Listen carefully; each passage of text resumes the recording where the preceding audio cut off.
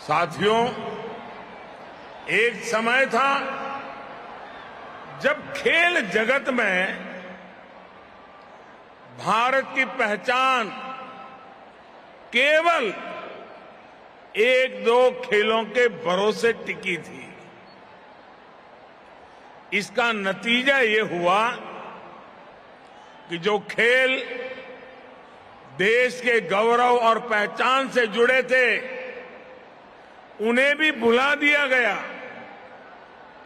इस वजह से खेलों से जुड़े संसाधन बढ़ाने, स्पोर्ट्स इंफ्रास्ट्रक्चर को आधुनिक बनाने पर जितना ध्यान देना चाहिए था, जितनी प्राथमिकता देनी चाहिए थी, वो एक प्रकार से रुक गया था।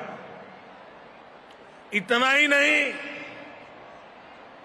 जैसे राजनीति में भाई भतीजावाद घुस गया है, खेल जगत में भी खिलाड़ियों के चयन में पारदर्शिता की कमी भी एक बहुत बड़ा फैक्टर थी। खिलाड़ियों की सारी प्रतिभा परेशानियों से जूझने में ही निकल जाती थी। उस भंवर से निकालकर भारत के युवा आज आसमान छू रहे हैं।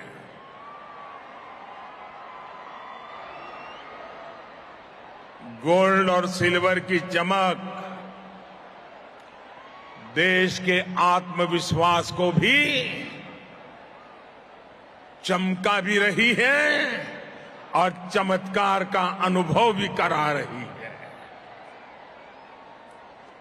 दुनिया का सबसे युवा देश खेल के मैदान में भी एक ताकत बनकर उभर रहा है। टोक्यो ओलंपिक्स और पैरालंपिक्स, उसमें हमारे खिलाड़ियों ने इस बदलाव को साबित किया है। टोक्यो ओलंपिक्स में भारत ने पहली बार 7 मेडल जीते हैं। यही रिकॉर्ड भारत के बेटे बेटियों ने टोक्यो पैरालंपिक्स में भी बनाया। भारत ने इस वैश्विक प्रतियोगिता में 19 मेडल जीते। लेकिन साथियों,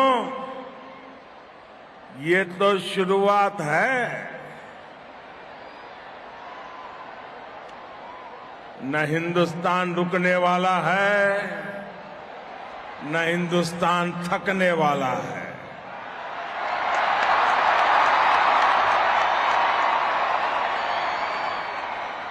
मुझे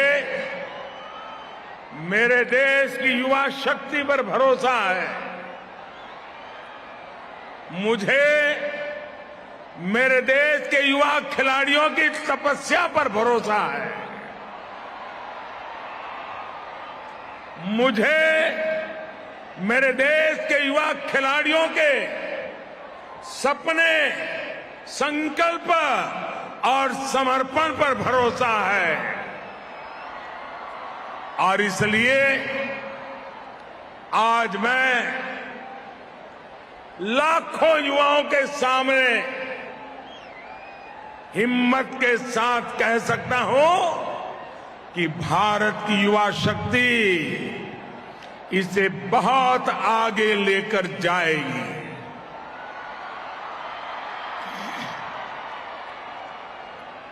वो दिन दूर नहीं जब हम कई खेलों में कई गोल्ड एक साथ जीतने वाले देशों में हिंदुस्तान का तिरंगा भी लहराता होगा।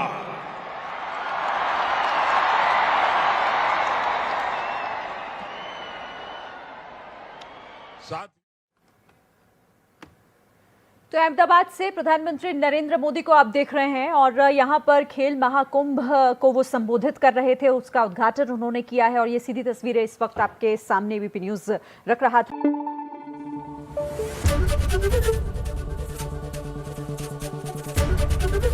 एबीपी न्यूज आपको रखे आगे।